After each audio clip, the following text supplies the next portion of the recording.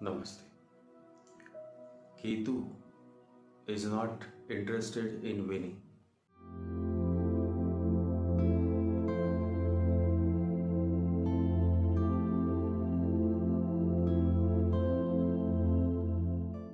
Rahu is very much interested in winning. And so when it comes to competitions, Ketu is least interested. The Buddha will never compete with anybody. And so when a Rahuish person comes under the period of Ketu Mahadasha, then such a Rahuish person starts suffering. He feels as if Ketu is causing all the harm. But that is his stupidity. Ketu has absolutely nothing to do with his suffering. His suffering is basically because of his own ignorance. He is still in his past. He still wants to run. When Ketu is saying, sit down and stop competing, slow down. That is the message of Ketu. If you are not able to listen to the message of Ketu, then you will suffer. Always remember, you are your hell and you are your heaven too. You are responsible for your own state of situation. Nobody else is responsible. People who blame others are utterly stupid people. Whatever is happening in your life is basically because of your own ignorance, is basically because of your own past karma. In Marathi, Samartha Ramdas Swami has written a beautiful verse, a beautiful sermon. मनात वाचिरे पूर्व संचित केले तया सारिखे भोगणे प्राप्त झाले. Meaning, whatever you have done in your past life, accordingly you are suffering now. So everything comes from you and everything ends with you. There is nobody to blame, and that is the message of Ketu. That turn inwards and understand that the greatest enemy is not on the outside but within you. Anger, lust, greed, impulsiveness. There are so many dangerous enemies within us, and we are still not able to defeat those enemies. And we are talking about enemies on the outside. How foolish we are.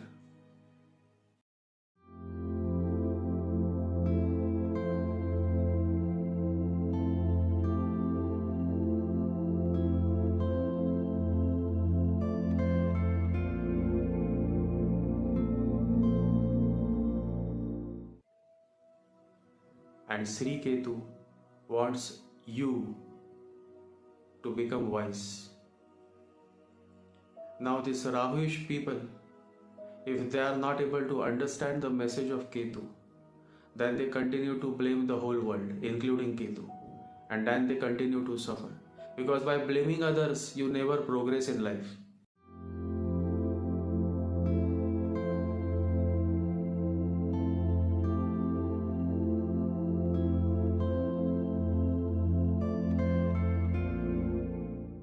A wise man or a wise woman always accepts his or her mistakes.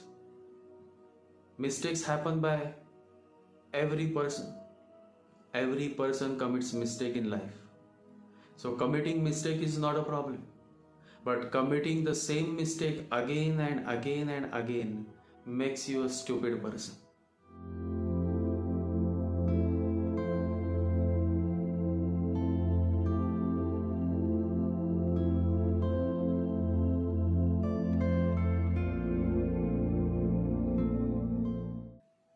But if you learn through those mistakes, and when will you learn? You will learn only when you accept those mistakes. So a man or a woman who accepts, who says that yes, I was such a foolish man, I committed so many mistakes and I accept all my mistakes. Such a man, such a woman has some future. However, a person who continues to argue, I haven't done anything, I am always right, the whole world is wrong, such a man slowly degrades, and then a birth comes when he is no more in human form but in animal form. And even when he is in the animal form, the same mental state remains. He continues to quarrel with other animals. So this is how the degradation of the soul happens. That is why negative people who comment negatively to hurt you, these people are degrading themselves. No matter how many temples they visit or how many rituals they do, if there is no improvement, there is no progress in their own growth, then they will continue to hurt others, offend others, and the outcome will be their degradation. And if you don't react to such negative comments, you just ignore, then you will continue to upgrade yourself. That is why foolish people react. When you react, you fall in the trap. The wise person never reacts. He will simply delete the comment or block the person forever. If it is social platform, if it is offline, even then he simply cuts off. Always remember, much has to be cut, only the essential has to be kept.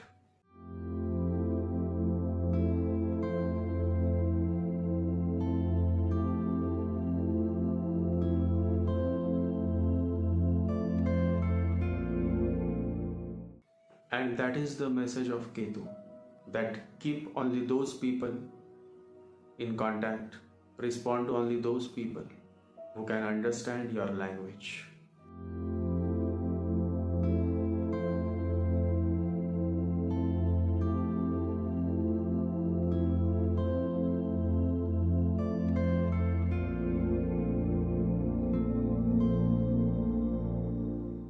In this podcast, I have shared more about Ketu, although I have written a 650 pages book on Ketu, why Ketu can heal. And now next week my new book on the Rahu is coming, revealing Rahu in 27 nakshatras, spiritual insights with remedies for Rahu and black magic spells. It is going to be an extensive book on Rahu. It is also 650 pages book. 3 years ago, my best-selling book, How to Overcome RAHU, was published, and I received so many great reviews that it has gone almost to many countries. In fact, one person had interviewed by referring to this book. Her name was Laura. I had published that interview on this channel.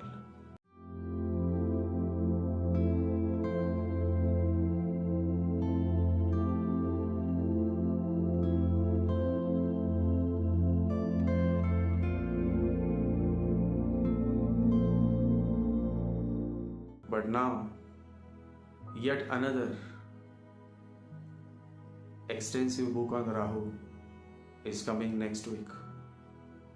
And I'm certain those who have read my book on Rahu, How to Overcome Rahu, will definitely learn many new insights through my new book on Rahu, revealing Rahu in 27 nakshatras, with remedies for Rahu and black magic spell.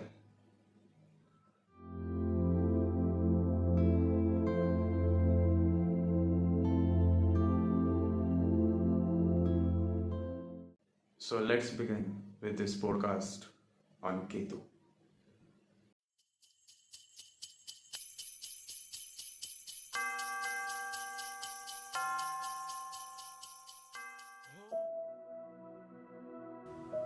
The doctor is never harmful, else he would not have been a doctor. The master is never malefic, else he would never have been a master. The yogi is never going to cause you harm, else he would never have been a yogi. Understand the fact that there is absolutely nothing wrong with anything, with any energy that this whole universe is made of. There is nothing wrong with God's creation. Mystery and suffering only exist in the mind, says Raman Maharshi. Albert Einstein is probably the only scientist who has so beautifully mentioned about the significance of energy.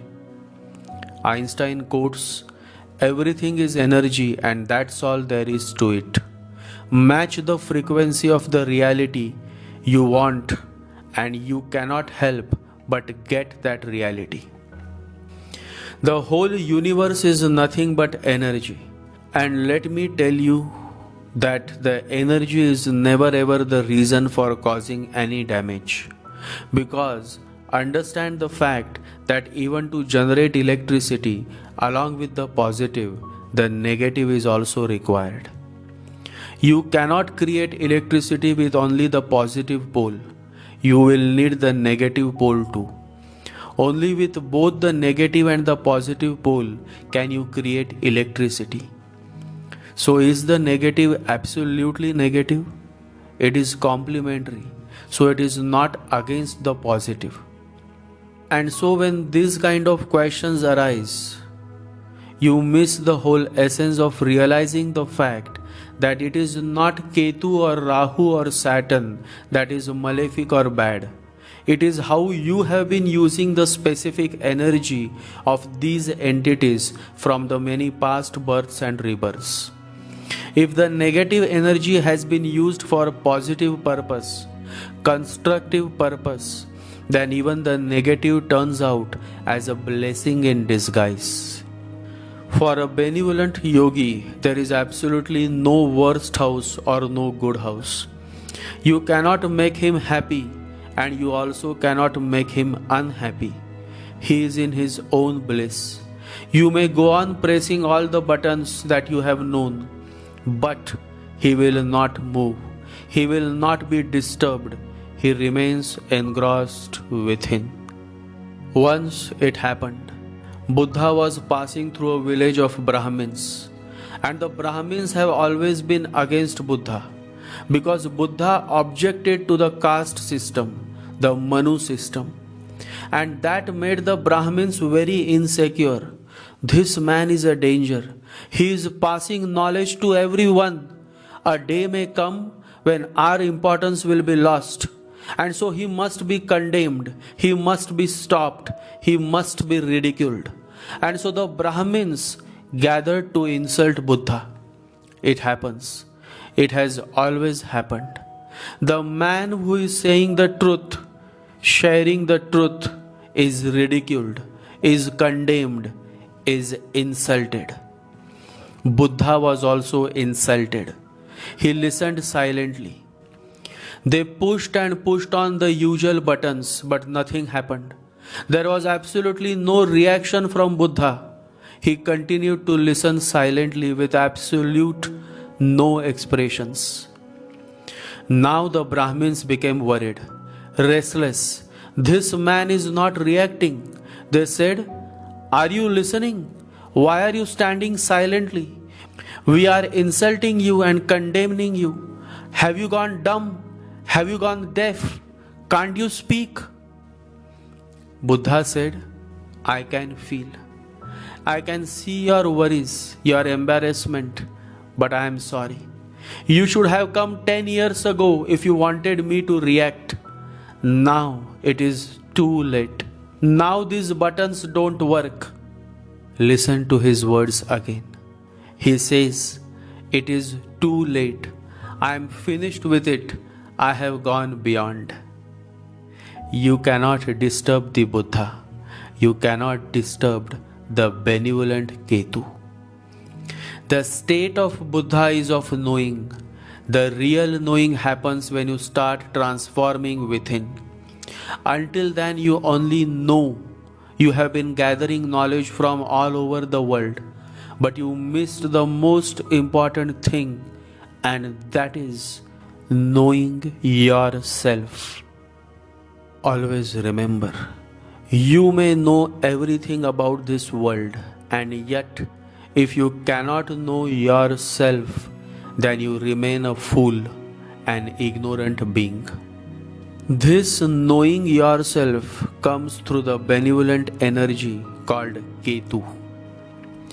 Ketu is turning in, Rahu is turning on.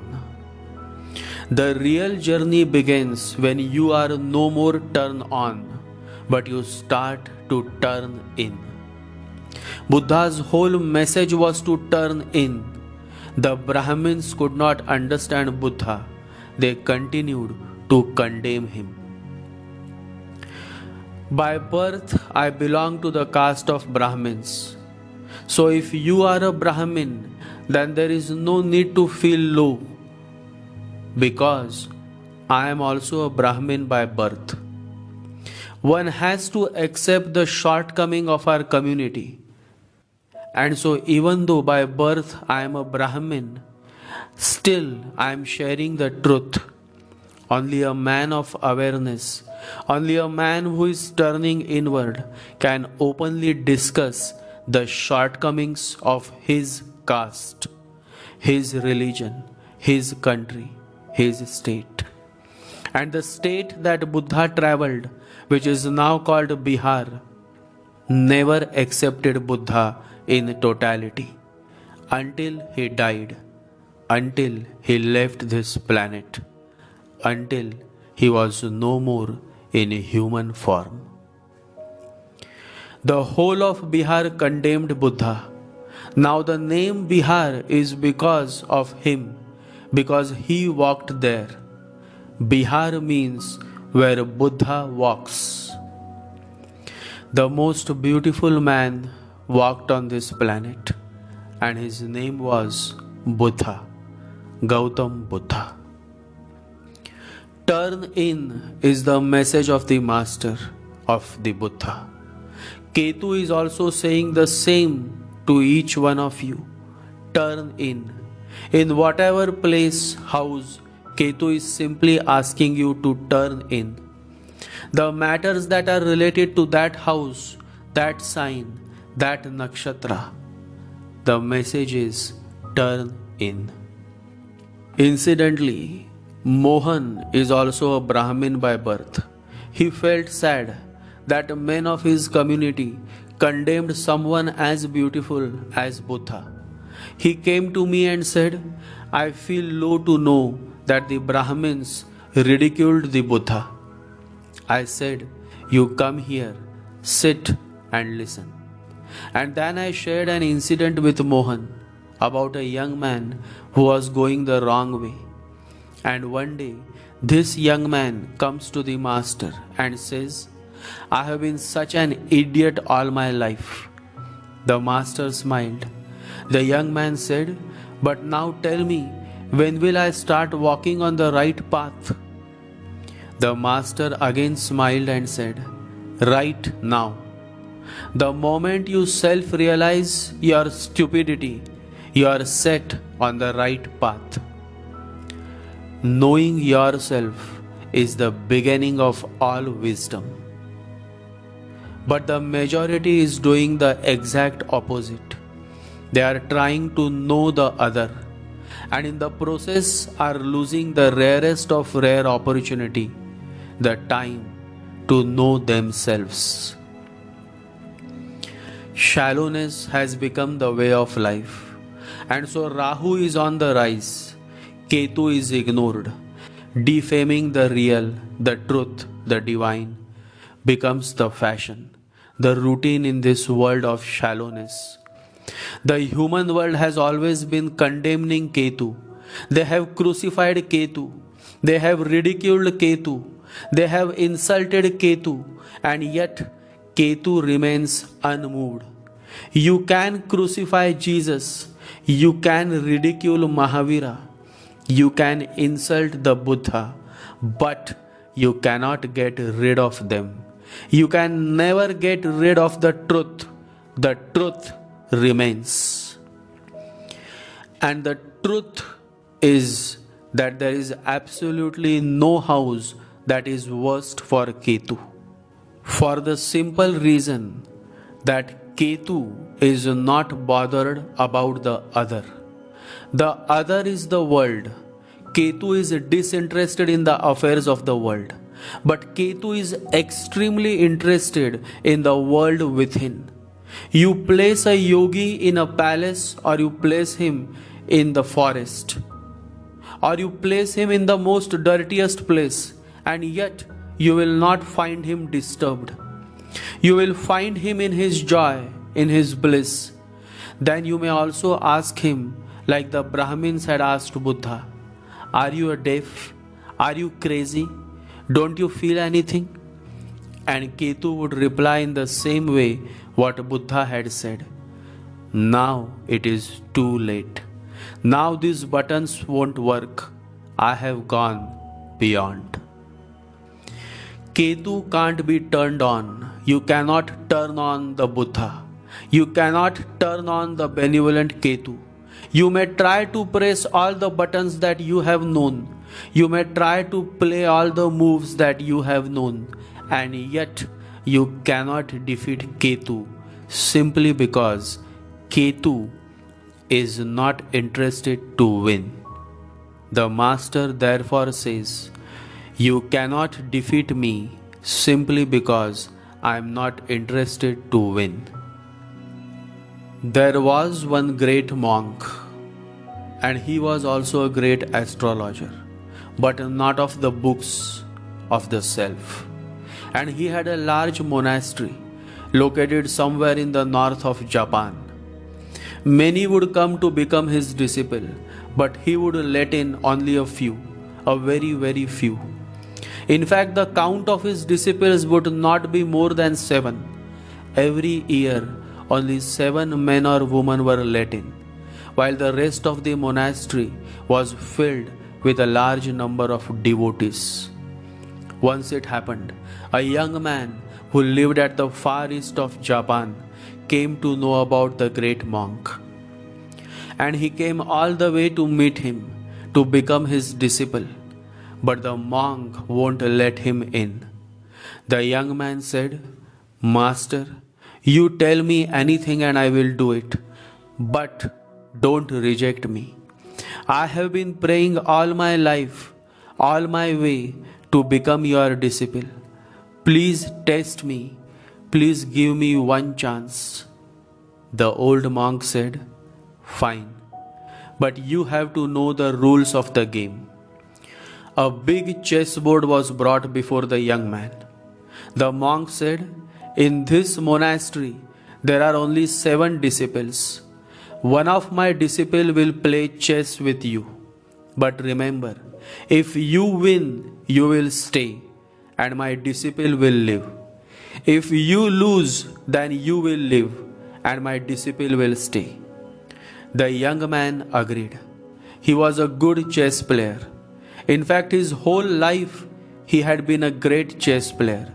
Nobody had ever defeated him in the game of chess. And so confidently he sat before the chessboard, waiting for the other player to arrive. And the other player arrived. He was such a sweet young boy, deep eyes, calm posture. He comes, he bows before the master, and then he sits down to begin with the game. And the game starts. The master is watching. The devotees were watching. And the young man was playing very well. Move after moves. He was becoming more and more aggressive, more offending. And the young boy was struggling, and slowly the fight began. It was becoming difficult for the young boy to stop the young man from playing his game. And the moment came, the moment to checkmate the young boy. It came. And now it was just a matter of one move and the game was going to get over. The young man was going to win. Everything was going to be as his wish. But suddenly, something moved within his heart. His heart won't let him make the final checkmate move. Somewhere, his consciousness won't let him. He said to himself, if I win, I will get the place of this young boy. And then the young boy would have to leave this monastery. Where will he go? Where will this innocent boy go? I have many bungalows and properties, but where will this young boy go? He will have no home. He will have to face depression. He will have to go through so many hardships. I cannot let this happen to this young boy. It is better that I lose than win. And the young man starts making the wrong moves, letting the young boy win. The whole monastery was surprised. The young man was winning. Then why did he let the young boy win? The master got up, went to the young man, gave him a hug and said, now you are welcome. The young man started crying. The master looked into his eyes and said, the game was just to test your heart. The moment you started thinking about others, the moment compassion arose in your heart, you had started to win my heart. You lost the game on purpose, and it is this purpose that I wanted you to make for the life that is yet to come. And it is said that the young man not only became the disciple of the master, but he was the only one who cried that whole night when the master was no more, when the master had left his human form. You cannot defeat me because I am not interested to win. How beautiful is this! The young man must have had the same thought when he gave up on winning and chose to live to the higher purpose, the higher realms of consciousness. Ketu is also not interested in winning, and so you cannot defeat Ketu. You cannot defeat a yogi. You cannot defeat the Buddha. Winning is the game of Rahu. Letting go is the way of Ketu, the way of the Buddhas. And so when Ketu is in a specific house, he has gone beyond the matters related to that house. And so no matter what you do, the house he is placed in brings nil results, shunyata, emptiness. Whereas the house opposite to Ketu gets activated, fired up, because Rahu is on the other end. Ketu is zero. The result remains the same whether you add or subtract zero. Best and worst is for someone who is going to give you or provide you with something. Best and worst is not for someone who has absolutely nothing to give, to provide. There is absolute nothingness, and so how can you expect Ketu to give worst or to give best? When there is absolute no giving, to the nature of Ketu, the very essence of Ketu is shunya, zero. There is no giving and there is no taking. Absolute nothingness. In nothingness, there is everything energy. The ending is a beginning, says Jiddu Krishnamurti. One day a young man came and said, I have lost my home, I have lost my job, I have lost my wife, my son, my daughter. Now what to do? The master smiled and said, now you have to restart again with strong belief that everything is going to be just fine. The young man said, but the master interrupted and said, as long as there are buts and ifs, you will remain stuck. What has happened has happened. It was your past. Now is your present. And life is flowing now. Life is neither in the past and nor in the future. Life is now. And so get back to work. Always remember, it is never too late. Ketu may bring emptiness. Ketu may clear the ground just so that you move to the next level. Many times it happens, you become a loser just so that you grow double in the years to come. And this is the way of God, the benevolent master, Sri Ketu. You may not realize his way at the moment, but one day you will. And that's what Jesus says to Peter. You don't understand now what I am doing, but one day you will. A Rahuish man or a Rahuish woman cannot understand the language of Ketu. They are the ones who will condemn Ketu, who will condemn me, and I can understand their problem. They just can't get away from the other. They are so much focused on the outside that they just cannot understand the language of Buddha, the language of a meditative yogi, the language of Ketu. Buddha therefore says that remember the forgotten language. Mohan asked, what is this forgotten language? It is the language of silence. Unless there is silence, truth cannot be realized, God cannot be experienced, love cannot be experienced in the true sense. Real communication happens in silence. The real transfer of knowledge between the master and the disciple also happens in deep silence. Knowledge is noisy and truth can be found only in silence. When you meditate, you become silent. In that silence, the self speaks, the heart moves, vibrates, and then there is a song to it, a dance.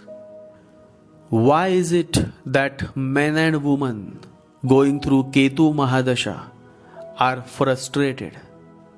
Because they expect. When you expect, you are bound to feel frustrated. Cut yourself off from the past and the future.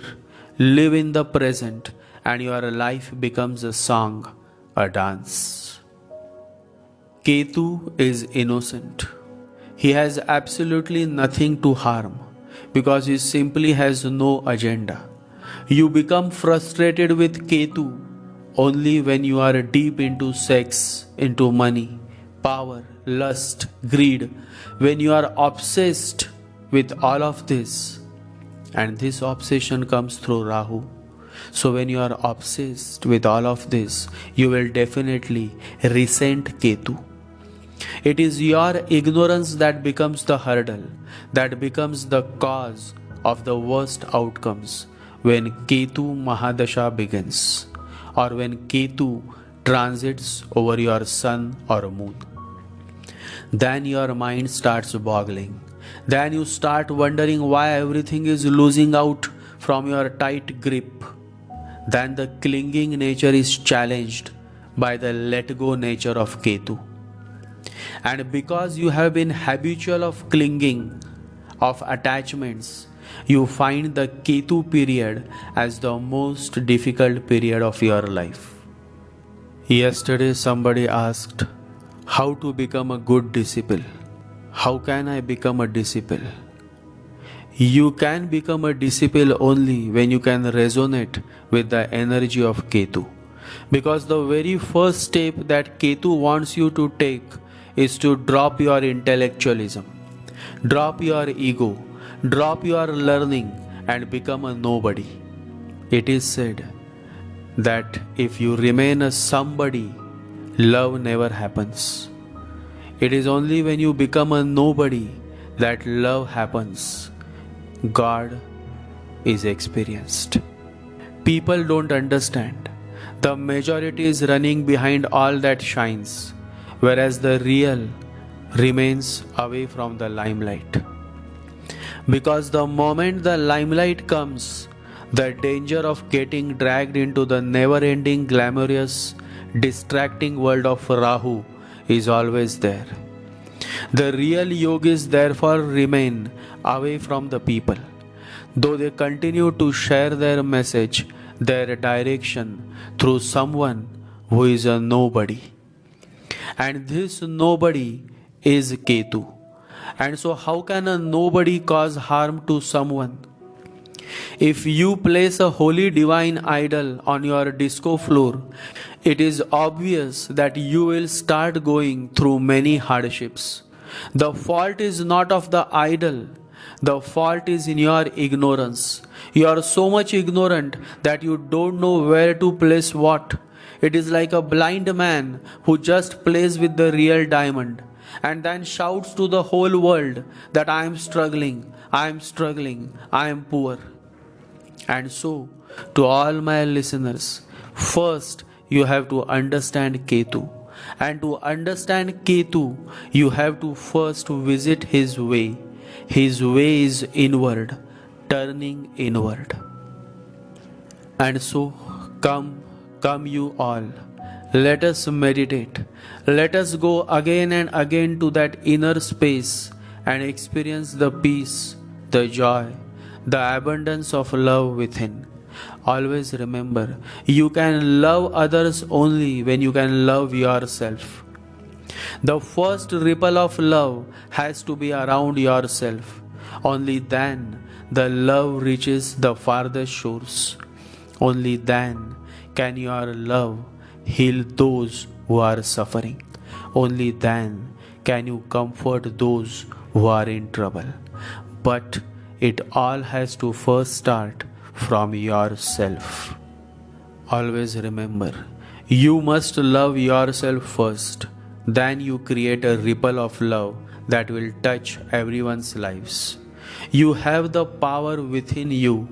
Make a start and heal yourself first. Ketu is the key to heal yourself first, and you all can do it. Those who have been following me closely must be something, because following me and listening to my podcasts or reading my answers is not everybody's potential. Very few, the chosen ones can only relate to my sharing. In fact, it is his sharing.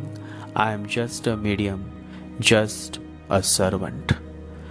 Mohan always asks, when will my master find me? Should I go in search of my master? The answer is no. You need not go in search of him. He will come in search of you. The child seeks the mother, but the child misses to realize that the mother too is waiting to meet her child. Your first birth is through the mother. Your second birth is through the master. The master is equal to your mother. He surrounds you like a mother. The master is your spiritual mother. The master is more like a mother than the father. The mother can understand you more than your father. Always remember, what you seek is also seeking you. There is absolutely no need to go anywhere. Just be there where you are and focus within. turn inwards and move towards total surrender. And then, when your surrender is total, when you are a nobody, a Ketu, when you have dropped everything that no longer serves the higher purpose of your life, then, only then, the Master will come. Only when you are 100% ready. When the disciple is ready, the Master appears, says the Divine Master Lao Tzu. And when the disciple is really ready, the Master disappears, says Lao Tzu. Because a true master would never want his disciple to remain dependent on him. He would never want his disciple to remain attached, because the very essence of spiritual life is to become detached, more and more detached. Ketu is the very source of detachment. Ketu enables you to cut all those things that have become useless to your real growth, the spiritual growth. And so Ketu is beautiful. Ketu can heal. Ketu is not for those who have lost their eyes, meaning those who have lost their awareness. They can never relate to Ketu, and in the process will continue to live in the illusion that Ketu is causing them hardships. Let them live in those illusions while you all, my fellows, you all continue to focus within. Take a deep breath and meditate. Morning and evening, whenever you have time, meditate. I have seen many people living in riches, and yet in the end, what comes to their share is misery and just misery. But you all can turn the tables. You all have still got time to turn inward. While the majority of this human world is concerned with turning on, you all can focus more and more and more on turning in.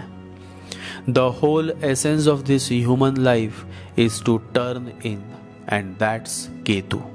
That's meditation, and that is the surest way to eternal happiness. Meditate every day and let the journey within begin. Jai Sri Ganesha, Jai Guru.